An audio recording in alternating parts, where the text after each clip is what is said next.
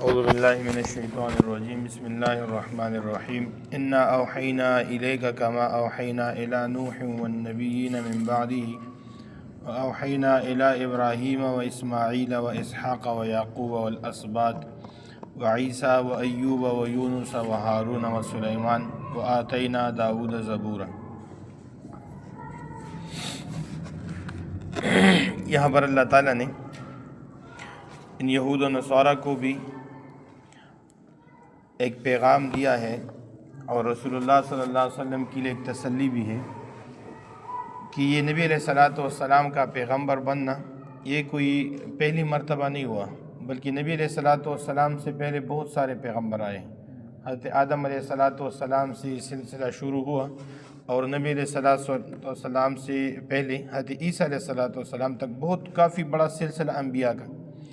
تو یہ کوئی پہلی بات نہیں ہے، پہلی بھی اللہ تعالیٰ نے انبیاء علیہ السلام بھیجے ہیں۔ تو یہ یہود و نصارہ تمہارے اندر بھی پیغمبر آئے ہیں، تو اگر اب محمد رسول اللہ صلی اللہ علیہ وسلم اب اگر نبوت کا دعویٰ کرتے ہیں تو یہ کوئی نئی بات نہیں ہے۔ جس طرح تمہارے پاس پیغمبر آئے اور ان کو اللہ تعالیٰ نے کتاب دی، وَآتَيْنَا دَاوُودَ زَبُورًا، حضرت داؤد علیہ السلام کو اللہ تعالیٰ نے زبور دی، اس طرح حضرت عیسیٰ علیہ السلام کو اللہ تعالیٰ نے انجیل دی، اور یہ آسمانی کتابیں اللہ تعالیٰ نے نازل کی ہیں۔ تو یہ کوئی پہلی بات مرتبہ نہیں ہوا، اس لیے جس طرح تمہارے پاس جو پیغمبر آئے تھے وہ بھی اللہ کی طرف سے تھے، اور اسی طرح محمد رسول اللہ صلی اللہ علیہ وسلم جو پیغمبری اور نبوت کا دعویٰ کرتے تو یہ بھی اللہ تعالیٰ کی طرف سے دعویٰ ہے۔ انا اوحینا الیک، یقیناً ہم نے آپ کی طرف وحی کی ہے، کما اوحینا الی نوح، جس طرح ہم نے وحی کی تھی نوح علیہ السلام کی طرف، والنبیین من بعدہ، اور ان کے بعد جو انبیاء آئے، واوحینا الی ابراہیم، اور ہم نے وحی کی تھی ابراہیم کی طرف، واسماعیل، اور اسماعیل کی طرف، واسحاق ویعقوب، اور اسحاق اور یعقوب کی طرف، والاسباط، اور ان کی اولاد کی طرف، وعیسیٰ، اور حضرت عیسیٰ کی طرف، وایوب ویونس، اور حضرت ایوب اور حضرت یونس کی طرف، وہارون وسلیمان، اور حضرت ہارون اور حضرت سلیمان علیہ السلام کی طرف، وآتینا داود زبورا، اور ہم نے حضرت داؤد کو زبور عطا کی تھی۔ تو جس طرح ہم نے حضرت داؤد کو زبور عطا کی تھی، اسی طرح ہم نے محمد رسول اللہ کو قرآن پاک عطا کی ہے۔ ورسلا، اور رسول، قد قصصناہم علیک، ہم نے ان کا واقعہ سنایا آپ کو، من قبل، جو پہلے گزرے، ورسلا، اور بہت سارے ایسے رسول، لم نقصص علیہم علیک، کہ ان کے واقعات ہم نے ابھی تک آپ کو بتائے نہیں۔ بہت سارے انبیاء علیہ السلام کے نام قرآن پاک کے اندر ان کے واقعات موجود ہیں، بہت سارے ایسے انبیاء ہیں کہ جن کے واقعات قرآن کے اندر موجود نہیں، لیکن وہ بھی اللہ تعالیٰ کے پیغمبر ہیں۔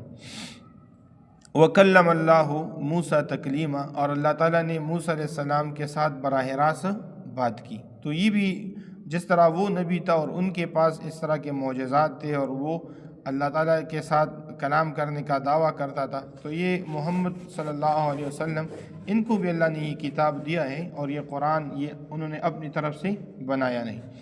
رسلا مبشرین ومنذرین، رسول وہ خوشخبری دینے والے تھے جو ان کے ماننے والے تھے، وہ منذرین، اور ڈرانے والے تھے جو ان کے انکار کرنے والے تھے۔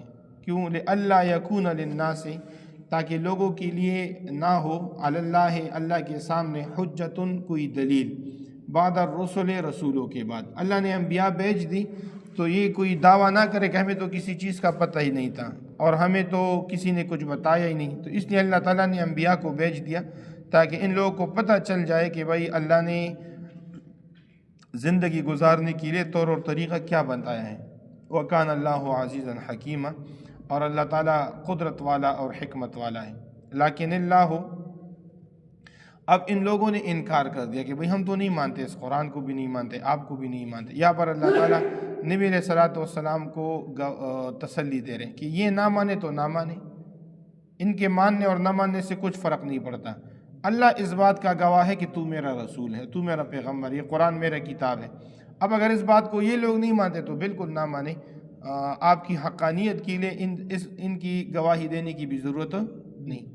لیکن اللہ یشہد، لیکن اللہ تعالیٰ تو گواہی دیتا ہے بما اس کا انزل الیکا کہ جو آپ کی طرف نازل کیا ہے، انزلہ بعلمہ اللہ نے اپنے علم سے اس کتاب کو آپ کی طرف نازل کیا ہے، والملائکۃ یشہدون اور فرشتے بھی اس بات کی گواہی دیں، وکفیٰ باللہ شہیدا اور اللہ تو کافی ہے گواہی دینے کے لیے۔ جب اللہ اس بات کا گواہ ہو تو پھر کسی کی ماننے یا نہ ماننے سے کچھ فرق نہیں پڑتا۔ ان الذین کفروا یقیناً وہ لوگ جو کافر ہیں، وصدوا عن سبیل اللہ اور لوگوں کو منع کر دیا اللہ تعالیٰ کے راستے سے، قد ضلوا ضلالا بعیدا یہ لوگ گمراہ ہو گئے بہت دور کی گمراہی میں، ایسی دور کی گمراہی میں کہ یہ لوگ اب ہدایت تک قریب نہیں آ سکتے کیونکہ یہ ہدایت تک آنا نہیں چاہتے۔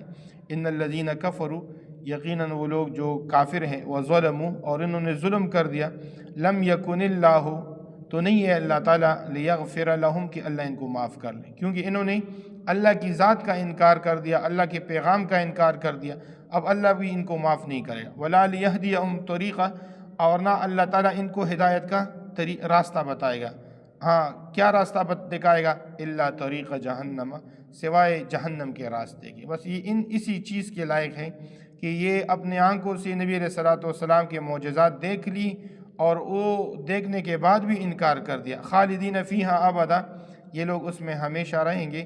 وکان ذلک علی اللہ یسیرا اور اللہ کے لیے یہ سب کچھ کرنا کیا ہے؟ آسان ہے کہ اگر یہ کافروں کو جہنم کے اندر ڈال دیں۔